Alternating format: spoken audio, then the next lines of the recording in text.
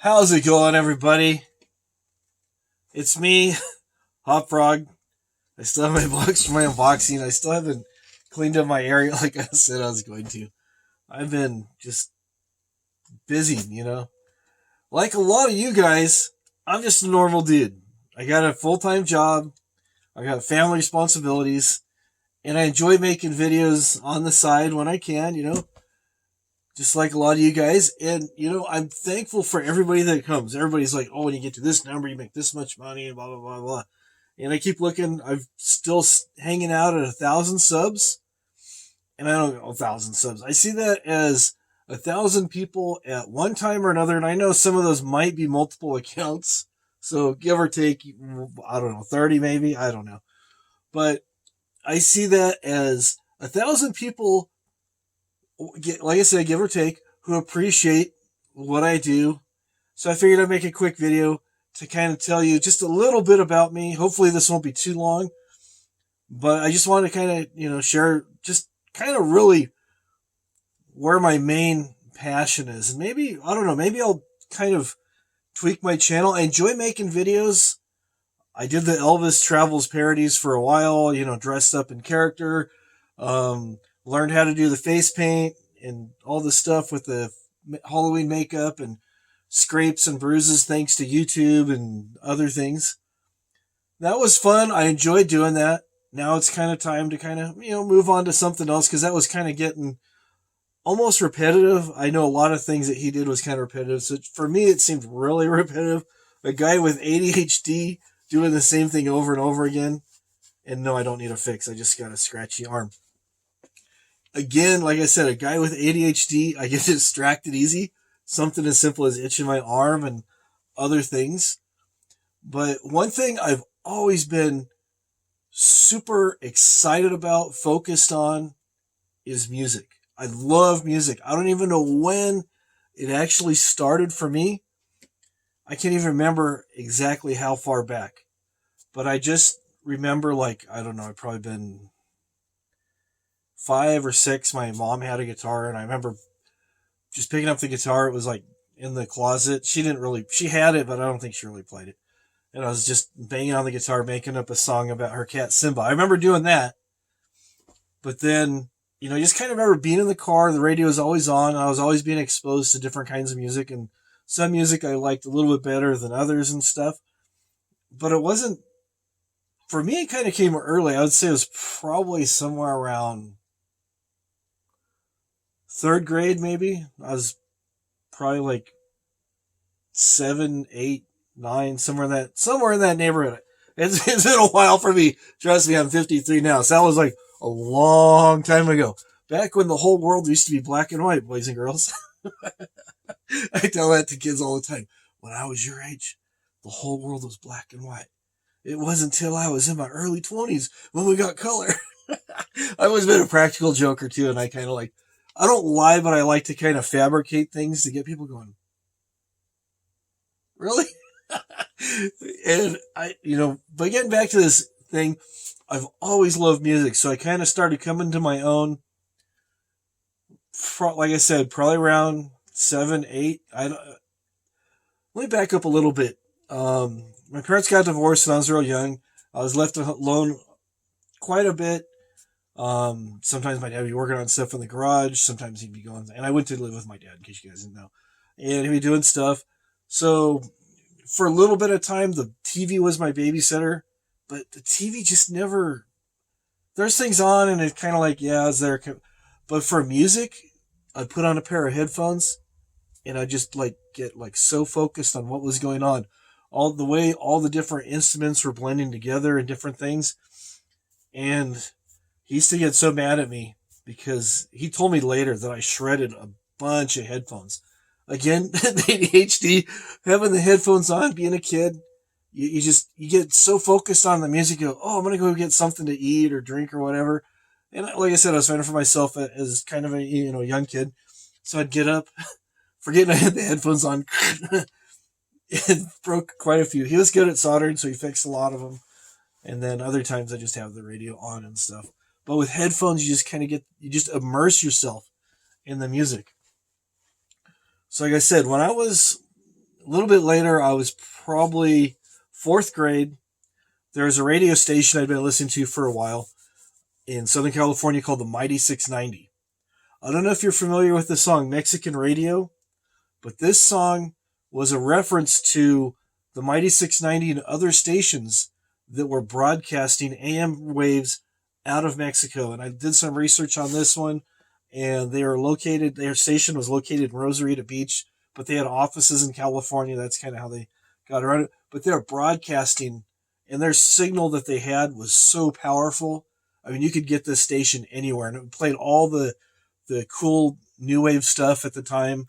The B-52s had just, I don't know if the B-52s are out. I remember hearing the B-52s on there, but I think it might have been a little bit later. But I know the Vapors with their song Turning Japanese was on there. Devo Whip It was on there. A lot of Gary Newman, Cars. A lot of these, hit songs. I'm really getting into that and like really digging that. And what I did, one of the best gifts I ever got for Christmas time, and I think it was Christmas time. This was a long time ago. Wasn't my birthday, so it was probably Christmas. One of the gifts I got was this Archer red AM radio. And this was something that was designed for putting on your bike. And I had a 10-speed that was and I had like a little BMX bike, and I had a skateboard. I didn't do any like tricks and stuff, but my skateboard would take me to my friend's house and back and over here and over there. And I would just cruise on my skateboard and, go back and forth, back and forth. I rode that thing more than I rode either one of my bikes. When I'd ride my bike, I'd usually get a flat tire, and it'd take a while for somebody to fix it. I learned how to fix it with screwdrivers and patching tubes and stuff, but that's for another video. But what I'm getting back to is my skateboard would take me anywhere. And I got this thing that was supposed to go on my bike, but being the little MacGyver that I was at the time, I thought to myself, I carried it around with me for a little bit of time on my skateboard, so I could listen to my Mighty 690, my new wave hits. And I'm like, wow. And I was looking in the garage one day and I found the drill. So I put some holes in the deck of my skateboard. I didn't move the wheels around, but like right next to the trucks, I drilled some holes, bolted this thing. Seriously, I bolted this bicycle AM radio onto my skateboard. Kind of had it tilted up, so it was the sound was instead of going towards my feet, it was kind of aiming more towards my midsection. But I would have that thing cranked up, and I discovered that the hard deck of the skateboard, as well as the sidewalk, the sound would bounce off there and travel back up. And that thing was pretty loud for just a little tiny radio. I think it took like 6 C or D batteries, one of the bigger batteries. But I'd have that thing cranking and just skateboarding, have my music with me, and I thought I was the coolest thing. So my friends' parents go, "What is that thing?" And I told them, they go, "Oh." They're impressed by my ingenuity. They might not have liked the music that I was blasting down the street with, but they enjoyed the fact that I was creative enough to figure out a way to mount this thing to my skateboard. And I had that on there for a while, probably, I don't know, a good couple years or something. And then about that time, I was kind of transitioning from, the new wave stuff to some, rock stuff, Black Sabbath and some of the other bands from like the mid to late 70s, and then even kind of into the early 80s and stuff. And then my aunt, who was living with us, she was listening to all kinds of stuff like that, is where I got into Black Sabbath. And I remember hearing this really bizarre noise coming over her stereo, and I asked her, I went to her room and I knocked on the door. I go, "What is that?" And she goes, "What's what?" I go, "What's that?" And I pointed. She goes, "Oh, that's Jimi Hendrix." I go, "Jimi Hendrix?" She goes, "Yeah."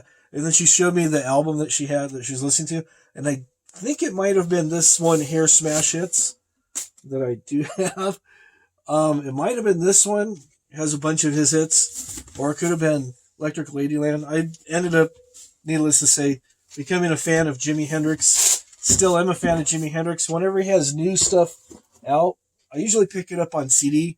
Albums are usually more than I kind of want to spend, but I get the same effect, and also the CD makes it easier to put into my computer, flip it over to my MP3 player, then I've got it with me all the time. I've got four. I think I got 4 or 5. I don't remember now. Different MP3 players with music downloaded on them, just because I love music. I have, and if you drive with me and you start punching through my thing and you're like, what's this? What's this? I listen to a lot of different stuff. I don't listen to country, and no hate on country. It's just not for me.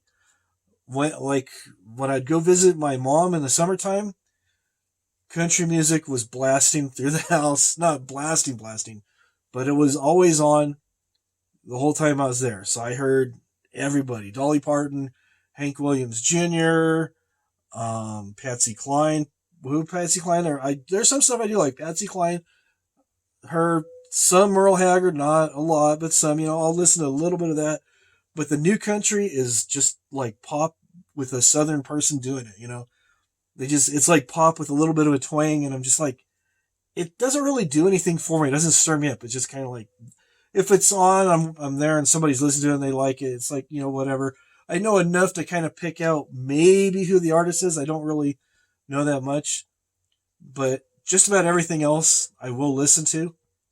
And when I started listening to Jimmy, I started, reading books on Jimmy, find out what his life was like, all I could, and discovered that he played with Little Richard and a few other people. I go, wow, that's pretty cool.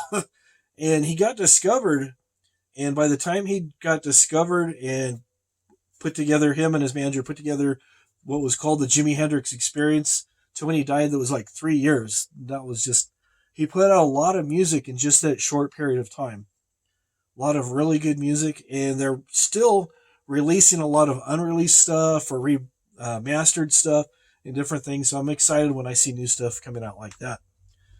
And between him and Ozzy Osbourne, when Ozzy Osbourne got kicked out of Black Sabbath, he was done. That was it. He needed to start a new band, and one of the things he did was he hired this young guy from LA named Randy Rhoads to play for him. And Randy Rhoads was only with Ozzy just, again, about 3 years. And Jimmy died before he was 27, or maybe he just turned 27. I'm trying to remember when his birthday was. And I know Randy was only 25 when he died. And that's why I've got the Jackson. It took me a while to get this. I got this about 3 years ago, I think. The Jackson Tuxedo Edition, Rhodes version, Do I play like Randy? No, not even close. I try. I like to play. So I try to play when I get a chance. And then I have a lot of Fender They're not actually Fenders, they're more Squires, because that's another thing I do. I like to find orphaned guitars at like pawn shops or used guitars and stuff. Bring them home, clean them up. Some of you guys, you know what I'm talking about, because you'll find like stray animals and you'll clean them up. Or you'll find like a car that's like beat to death, but you see that the car still has life in it and you'll restore the car. That's kind of what I like to do with guitars. But rather than restoring them into their condition that they had when they first came off the showroom, I like to modify them, change the finish on them, soup them up, put some different pickups in them, change the strings, do some different things and stuff. And because I keep finding mutts here and there, I like to call them mutts. Just finding these guitars here and there. Usually I spend about around $50. $50 to $70 is usually the average price. Some I've paid a little bit more. Some I've paid a lot less. A couple of guitars have actually been given to me by people who know that I enjoy just music altogether, and they've given me guitars to kind of fix up. So I've got a lot of projects going on, but I just wanted to kind of introduce myself and talk about my passion for music. Again, going back to when I was a young kid, I would stay with different people. First thing I do, rather than seeing what was on TV, I'd ask if they had records, and I would be polite, or I'd kind of go over there and I'd pull them out. Really, I always had a lot of respect for other people's stuff. I'd take it out very carefully and stuff and listen to it. And like you said, I listened to just about everything these people had. Some stuff I like better than others. I know that I was listening to, thanks to my stepmom, she was into, I'm going blank now. She was into Diana Ross and the Supremes and a lot of the Motown stuff. So I discovered that stuff and I go, wow, this stuff is amazing. I still think it's amazing. People go, oh, you listen to Iron Maiden or you listen to this, which I do, or you listen to Ozzy, you must be just a metal guy and you get yourself locked into that. But I like listening to like a lot of different stuff, and I'll find myself when I'm playing with people, I might bring something that I had listened to and it became ingrained into me, a little Motown riff or something. Not saying I'm a great player, but I'll throw something in there and go, wow, what was that? That was kind of interesting. And they'll talk about, and I'll introduce people to different kinds of music. I've traded all kinds of records and CDs and stuff. And I just recently got back into collecting vinyl. This is where I'm at so far. Nothing really spectacular. Let me just go ahead and show you the box. So this is over the last, I think, year. And again, a lot of the stuff I picked up at yard sales and different places, secondhand, just cool stuff, Jeff Beck, another great guitar player. I think I paid I paid $4 for that one. Got a good deal on that. I've got Missing Persons in here. I got 2 copies of Missing Persons, actually. Same one. Let's see. Doobie Brothers. Steel Breeze. Bought this. Saw these guys on American Bandstand. And I just remember this dude right here. He played a Flying V, and I go, wow, that is the coolest guitar. And they're just a pop band from California. And they had this song called You Don't Want Me Anymore. And it was kind of on MTV when MTV used to play music when they first started off. And just a real basic sound, basic song. Nothing really that complicated. But the guy and his V just blew me away. It was like the coolest thing. So I think I just have the Rhodes V guitars, really all I have.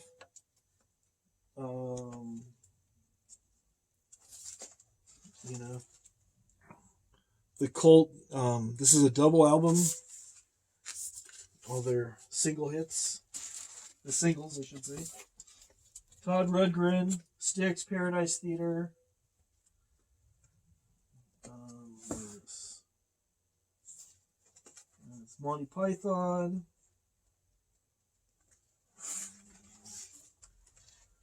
Styx, the album that ended Styx, Kilroy was here. It's an interesting concept album. Let's see.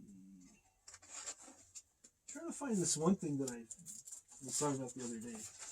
And I guess I didn't leave it in here. I thought I did.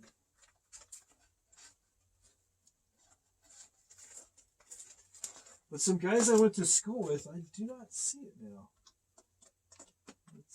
It's probably in the house.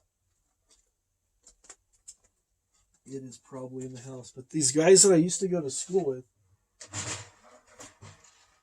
they had a band, and I was in a music store, actually record store, I should say, and I'm looking through the records, and I'm looking through the 7 inches, and I found on red vinyl, I wish I had it here to show you, I found this guy's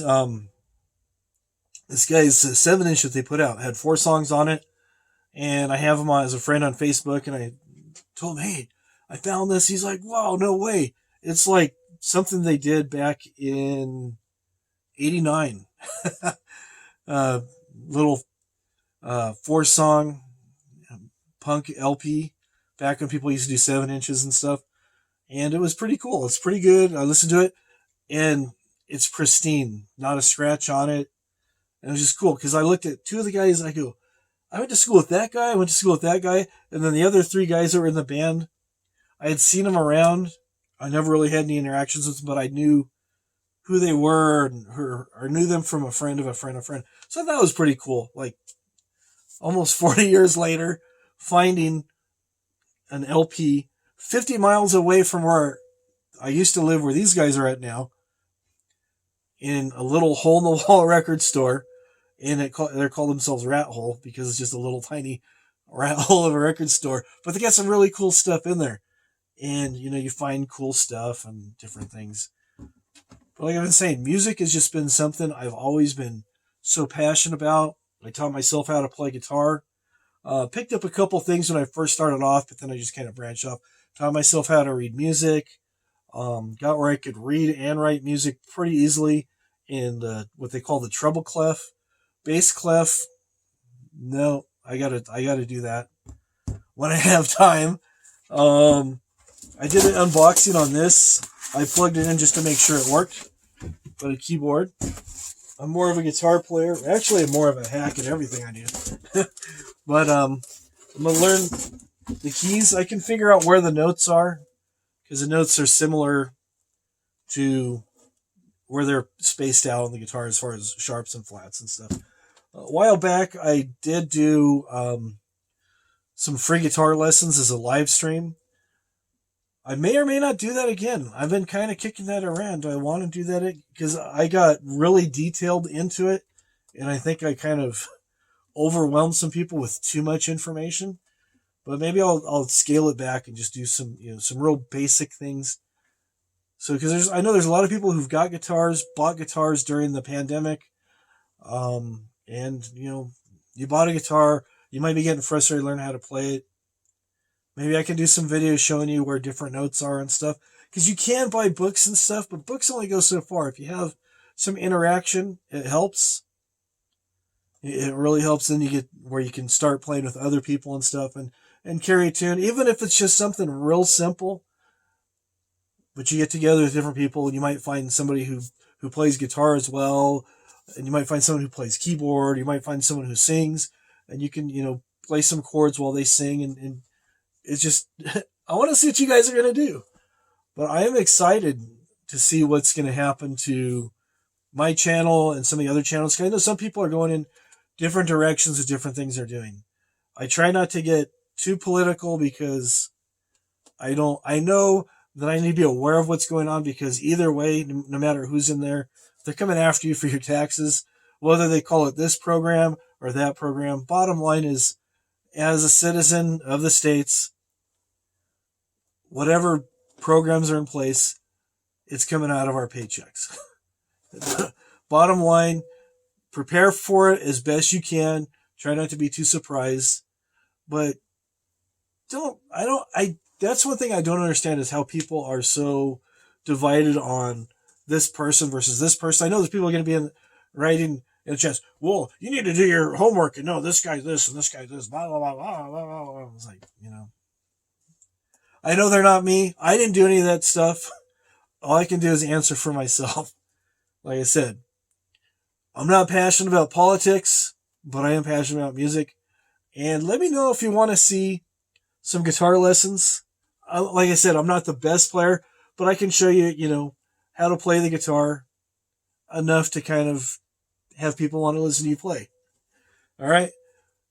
I could go through my records, do another video on that, show what I have.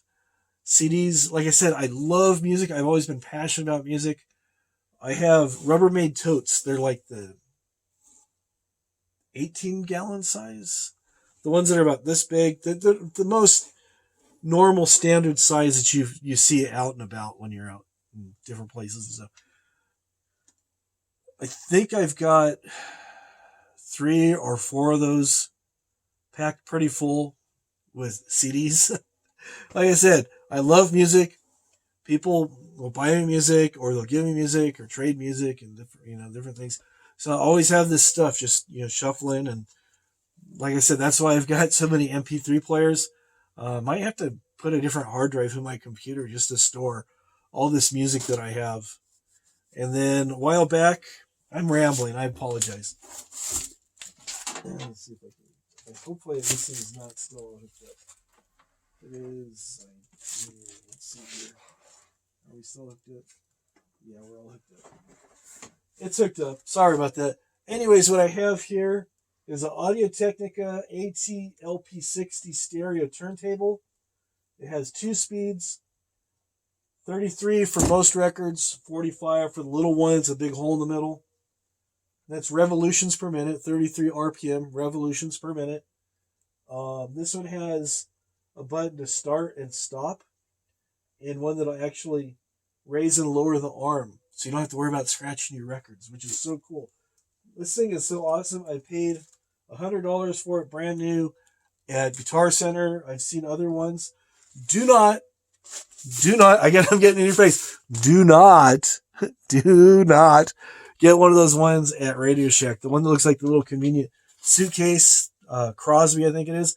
And I think the other one was Victrola or some other name. Do not buy one of those. Why? I bought one of those. I actually picked up a couple records, like the Steel Braze one. I picked up U2's Joshua Tree for like $2 in like really good condition. It's in here somewhere. I don't see where it is now. But I had a couple records. I'm like, I gotta find something to play them on. So I go, oh, this is pretty inexpensive. I'll get one of these suitcase radios. Has little speakers built in. Worst thing I ever did. It sounded like the thing was full of bees. It's like you put the record on, people are going, that's what records are supposed to sound like. They sound terrible. They do not sound terrible. I'd put it on and demonstrate, but I'd get a strike from YouTube as soon as that needle dropped. But if you have a decent record player, you'll hear the difference. You'll hear there's a lot of stuff going on, a lot more than with the CDs. CDs are made to last a long time, but they compress them and you miss some of the dynamics. They're all digital. I know I'm old school, I look for stuff like CDs, like so a lot of stuff I listen to. I look at it and I flip it over to see what it says on the back. Because years ago they stopped doing this, but years ago they used to put AAD or DDD or different variations of that. And what those letters mean is how it was recorded, how it was mixed, and how it was processed. So you have A is for analog. So was it recorded analog with, instruments picked up with mics, recorded onto tape? Or was it recorded onto a computer? There's nothing wrong with making music on a computer, but the dynamics are a little different. There's nothing wrong with doing that, but there is a little bit of difference. If you get used to hearing it and get your ears trained, you can hear a difference. So I'd look for things that were analog recorded, hopefully analog mixed. That means they record it and they mix it. They have a big console that has these mixing boards, and they adjust the volumes of different things to get the instruments to blend together. And they have to tweak the equalization. I don't know if you've ever seen like how your stereo has knobs for high, low, mid, and stuff. And guitar amplifiers have all that, and the mixing boards have even more options that you can change and stuff. And what they try to do when they record is they try to get everything where all the instruments sound great and they're blending together. When you start getting, like, for example, guitars, you have to be careful what you're doing with the guitars. If you're playing by yourself in your garage or your room or out jamming somewhere, it sounds really great. You try sometimes, not always, but sometimes you try taking that same setup into the studio, and you find your guitar frequencies are bleeding into where the singer's at, or they're bleeding into where the bass is at, or they're bleeding where a keyboard player is, and different things. So you have a limited range of frequencies, and all these instruments are fighting for each other. So when they mix things down with the mixing board, they adjust things and tweak things to make things lay on top of each other and blend together better. Some really good songs, you might hear some really good mixing. Other things where the guitar sounds real thin and kind of muffled, and the bass, when you hear bass, like, it's because they didn't take the time to pull the things out and make sure they were putting them into their proper frequency and not allowing. There's going to be a little bit what they call spillover, where you get a little bit of this frequencies are shared, but they try to keep it down to a minimum. Now with digital, everything's all nice and clean and processed, and they can actually fine tune it even more. But analog, it really takes a good set of ears to do mixing with that. And then the last D was digital, how it's mastered, how you have it recorded, mixed, and then mastered. And when anything's on CD, it's digital copy. One thing that I hate, and I'm going to say this again, one thing that I hate about a lot of things that have been released on CD that I used to listen to on album, There's a lot of songs. The Beatles did this, Pink Floyd did this, and quite a few other bands did this, where they would have one song rather than it ending, stopping, and they start up another song. They would start jamming, and then the song would go into the other one. Just after times being together, jamming and playing music and stuff, they'd get together where they could just kind of go from one song to another song to another song. So it would just be like a continuous thread that was running through the whole album rather than you listen to it. Biggest one that I can think of right now is The Wall by Pink Floyd. If you listen to it on an album, you hear the whole thing. It all just kind of blends together. It sounds like one long song. But then you listen to it on a CD, and then there's a break. And then there's some things that are going on that sounds like leftovers from the other, and you might be thinking, why'd they leave that over from the other song and starting it here? It's just because they started and stopped. So, and they do that so your CD player will know where each song is, rather than just having one song, playing it continually, and I know my allergies are acting up already. Play one song and through the whole thing, but there might be one song that you like better and you want to skip to that song, so then they put tracks in there. But on a record, it would like, the groove would go through where the spaces are. You see there's like, it's just a continuous groove, but then there's like little lines in there, and the needle follows and it picks up the vibration. In case you didn't know, that's how records work. And again, I'm like blabbering. Records work because you have a needle that picks up the vibration in the groove, transmits it. Here's the arm.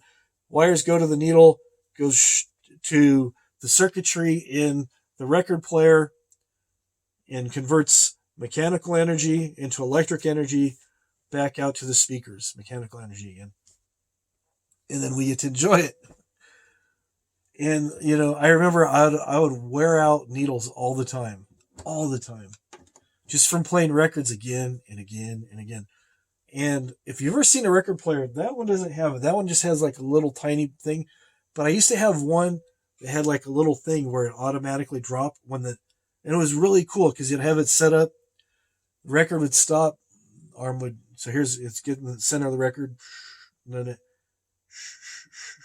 it like would lift up, go, and then it'd trigger the mechanism, plop, drop down to another record, come over, start playing that one, got to the end of the other one, go back, another one, come down. So again, with my MacGyvering skills, I figured out how to get, I think the most I ever got on there was, I want to say maybe 8 records. It didn't work all the time. Sometimes it dropped 2 records instead of just one at a time. You're, and like, okay. But I'd have that on, not loud enough to bother everybody, but I'd have that on while I went to sleep, and I'd hear my record player. And the next morning it would shut itself off when I got to the last record and stuff. But I have it set up so I could listen to music while I slept all night long, and it was great. Except there was a number of times where I'd be hanging out with a friend of mine, playing something on guitar, and, you know, I started playing guitar when I was about 15.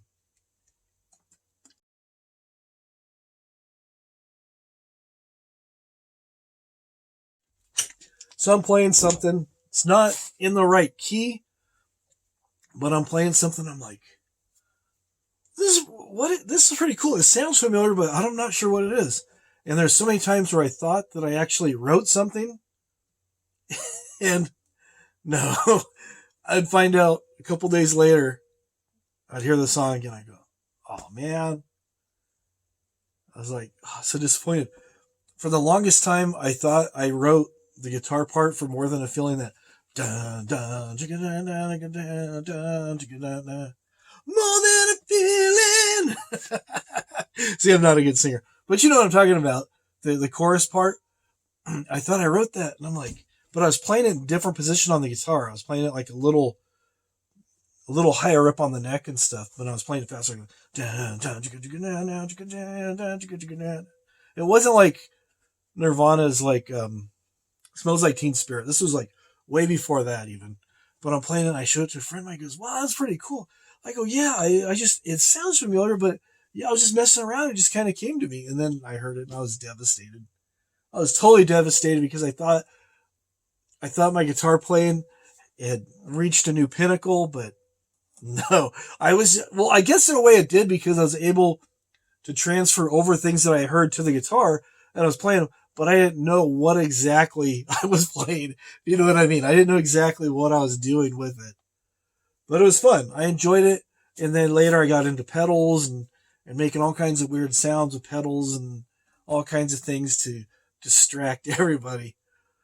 One thing that I learned how to do is I would put my guitar, this made my dad so mad. I'd put my guitar down in front of my amp.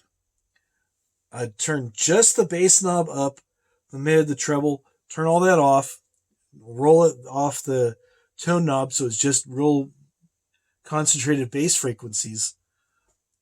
And I'd set it. I had these speakers. They were like these old house, they're Wharfdale speakers, and it had like a 15 and like either a 12 or a 10. And then there's another cabinet I had that had like another 8-inch and then a horn. So I had these two big 15s in these cabinets that probably weighed, I don't know, must have weighed about 75 pounds. They were just monster cabinets. So I put my guitar in front of those 15s, flick the E string, and walk out of the room. And I'd make it start feeding back when I wasn't in the room. But what I discovered was the higher notes tend to feedback. You might have heard something that's like real whiny, like feedback, and sometimes that's bad.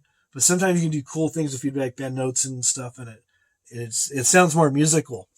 But with the lower frequencies, they go in waves. They all go in waves, but the waves are closer together, so it just kind of sounds steady when you hear feedback. It's like it's kind of like building. But this did the same thing, but it took longer for it to crescendo. So I flicked the string, walked out of the room. So he's sitting in the living room, and then you hear